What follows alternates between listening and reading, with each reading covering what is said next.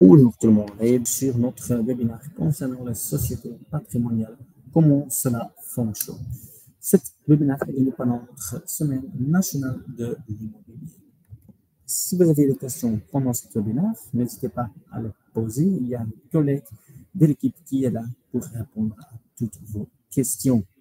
Je me présente, je suis Thomas Bakker, je suis conseiller en investissement chez l'agence immobilière pour la région de Bruxelles. À droite, vous voyez la sommaire, ce qu'on va parcourir. On commence avec une définition d'une société patrimoniale. On parcourt des avantages et des inconvénients. On parle de la dissolution ou la fin d'une société patrimoniale. Après, on va vous donner quelques tips et tricks pour une stratégie de sortie réussie. Après, on va parcourir quelques questions qui sont souvent posées par nos clients ou par nos investisseurs. On va terminer avec une conclusion. Je travaille chez Deval pour l'équipe Deval Invest. Nous traitons de diverses questions et vous assistons en tant qu'investisseur dans des moments importants. Nous vous pensions de votre achat et vous proposons de manière proactivement des dossiers d'investissement. Après, nous vous assistons dans la vente de votre immeuble de rapport. Par exemple, on est là pour vous aider dans votre évaluation de votre société patrimoniale. Et après, on est là pour vous assister, pour vous guider dans la vente de votre société. Ce qu'on fait aussi, c'est vous conseiller dans l'optimisation de votre portefeuille immobilier en effectuant une analyse approfondie de votre portefeuille.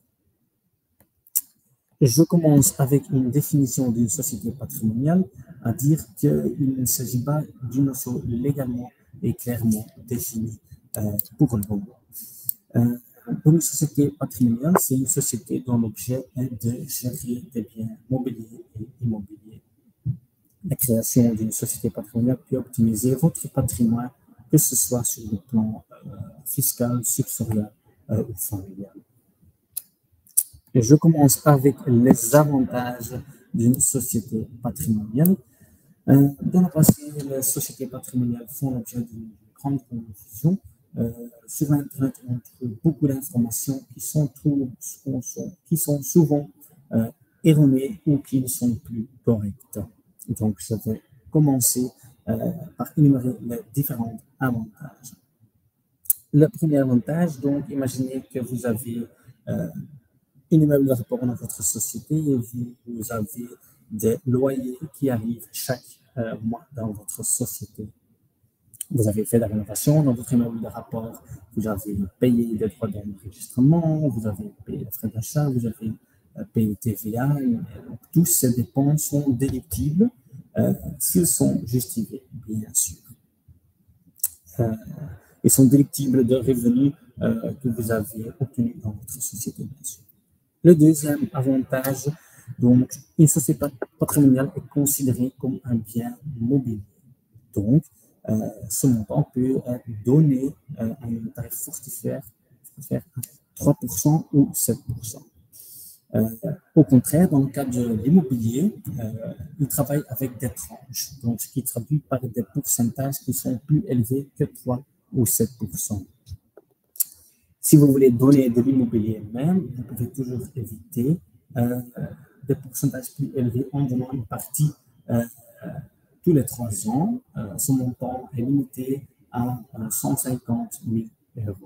L'avantage d'une société patrimoniale est que vous pouvez donner la société entière en une seule fois à un taux fixe de 3 ou 7%. La troisième chose, dans la société même, vous pouvez bien amortir vos biens et même ces amortissements sont déductibles de votre revenu locatif, par exemple. Et de nouveau, alors, la base imposable diminue grâce à ça.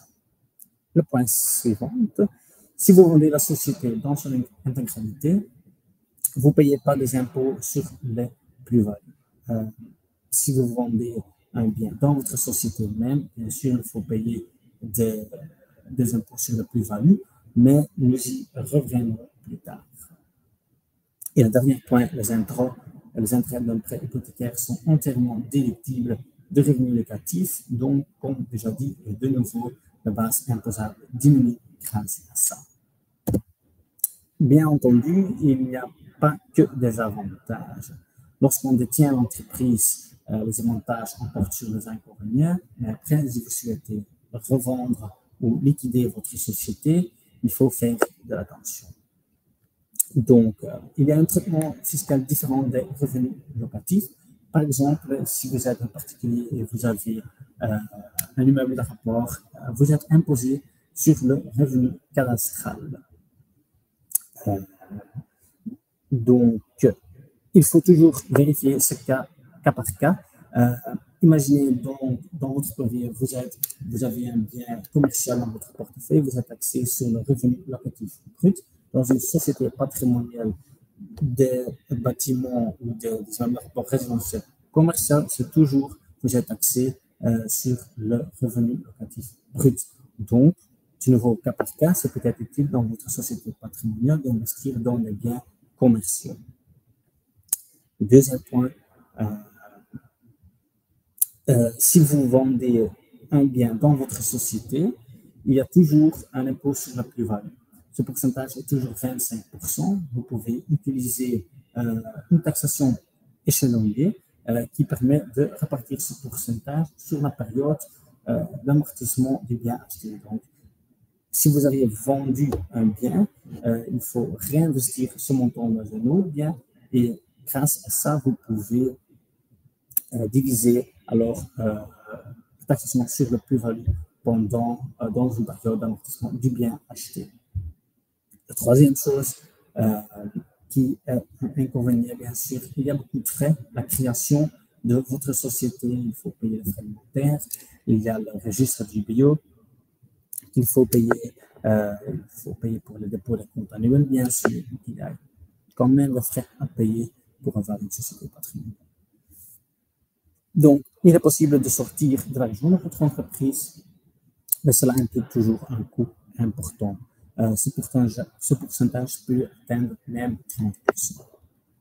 Il peut être judicieux d'étudier les options les plus avantageuses avec votre comptable.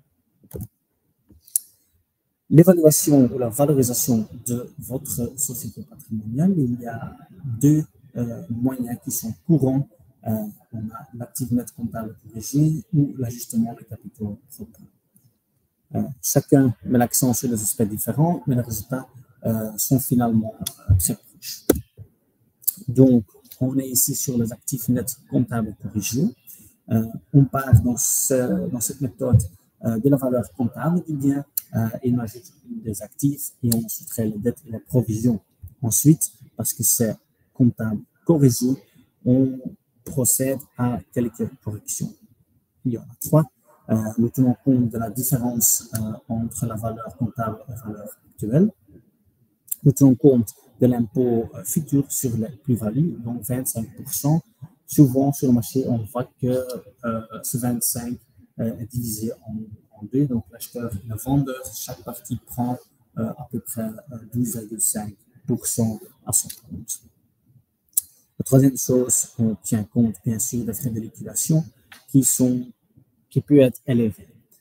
Il y a des autres ajustements qui sont possibles en fonction du dossier à dossier. Si par exemple vous avez une société avec une créance douteuse dont le recouvrement est très improbable, nous en tenons également compte dans le calcul de votre société patrimoniale, bien sûr. La deuxième méthode, c'est le capital propre ajusté. Cette méthode est basée sur les fonds propres de la société, mais on prend en effet les mêmes choses en compte, donc la plus-value future, les frais de liquidation et la différence entre la valeur comptable et la valeur actuelle qui est déterminée par des courtiers locaux chez nous, chez les banques de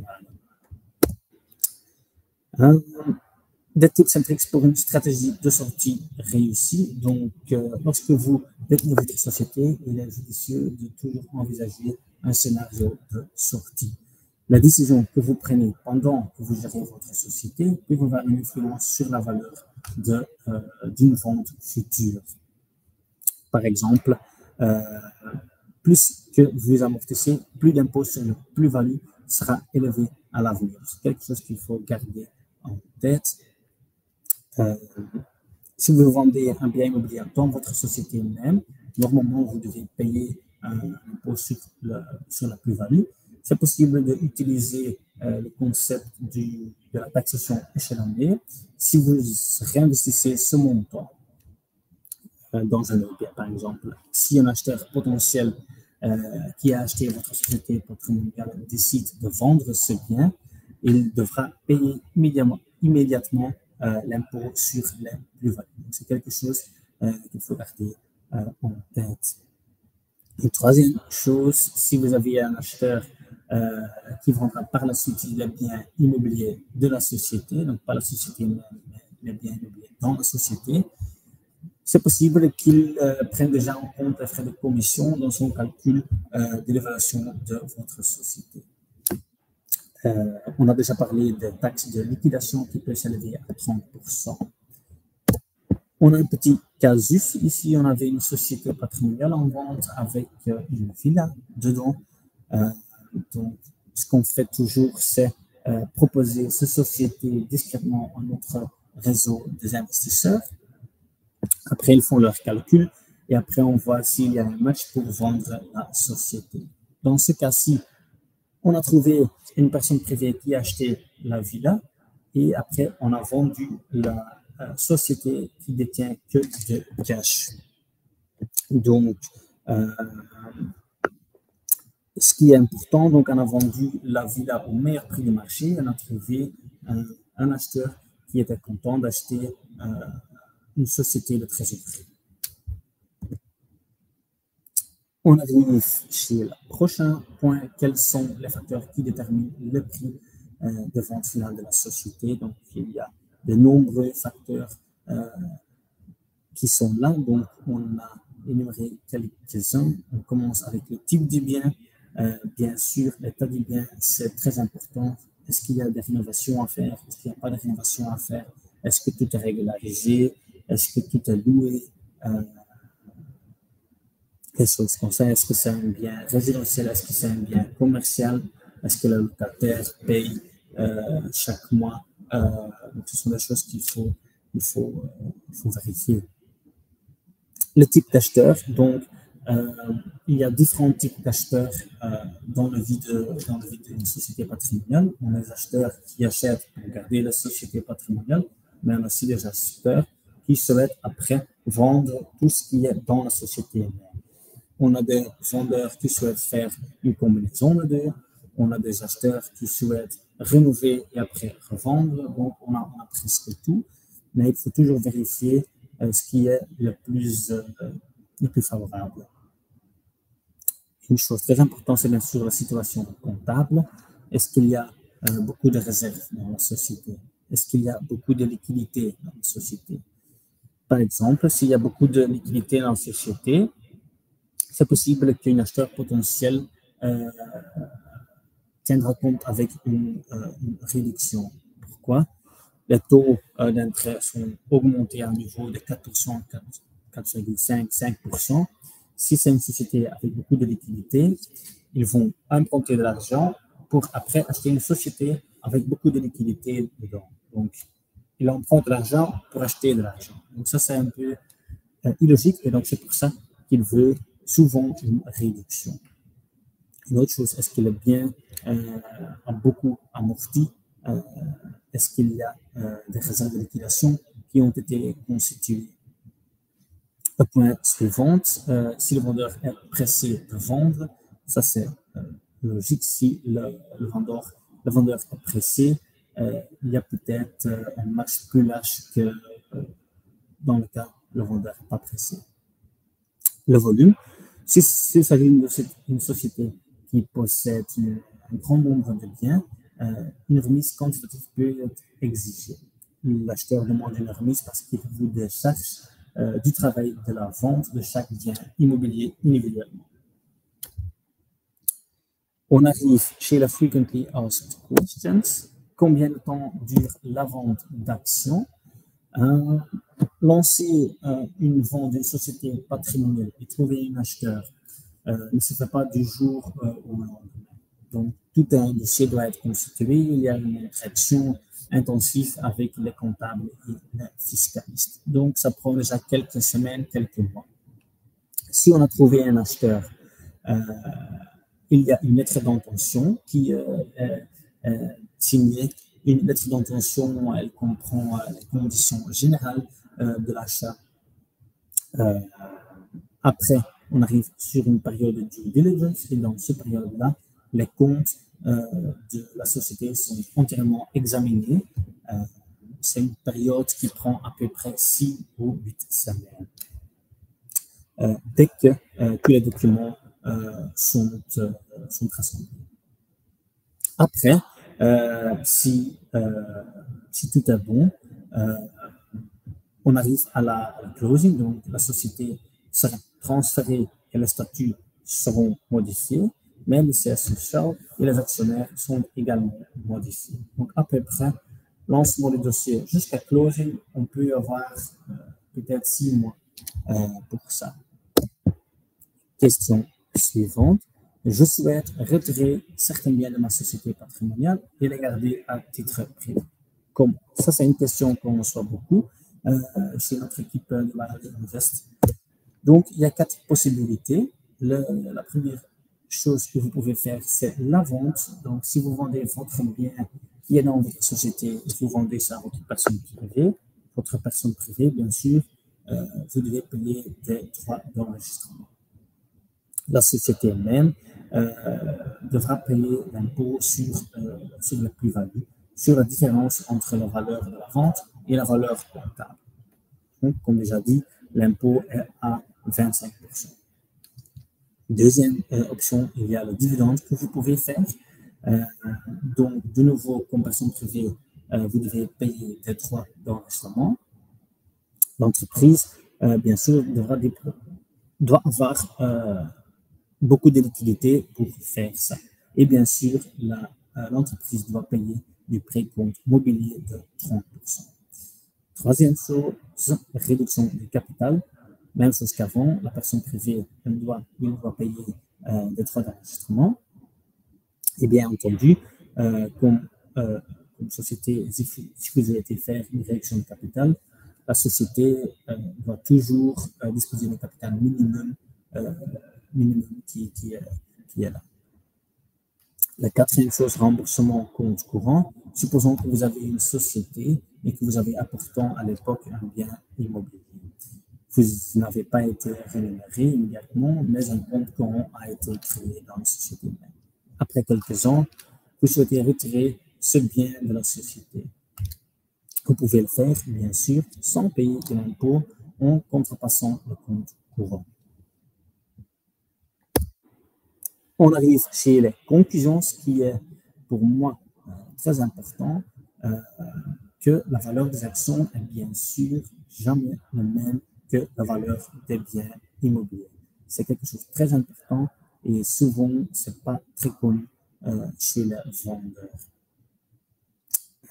Et l'action dépend de la vision, donc le prix que vous pouvez recevoir pour votre société dépend du type d'acheteur. Est-ce que c'est un acheteur qui veut garder le tout? Est-ce que c'est un acheteur qui veut après revendre le tout? Ou est-ce que c'est un acheteur, par exemple, qui souhaite fusionner cette société avec le holding? Tout dépend du type ou de la vision de l'acheteur aussi, bien sûr.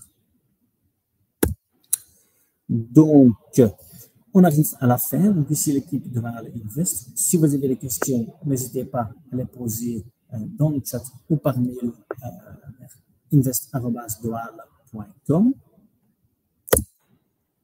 Doal, ça c'est la plus grande agence indépendante de Belgique. Nous sommes une seule groupe avec un réseau, avec une seule base de données et bien sûr, nous sommes une grande famille. Ce que je veux dire aussi, on a un portail qui est très utile dans lequel vous pouvez suivre votre dossier tous les jours, même dans les week-ends, vous pouvez tout voir, tous vos documents. Et bien voilà. C'était tout. Je vous remercie pour votre attention. N'hésitez pas à poser les questions ou me recontacter si vous avez des questions concernant votre société patrimoniale ou peut-être votre immeuble d'un rapport. Je vous remercie et à bientôt. Au revoir.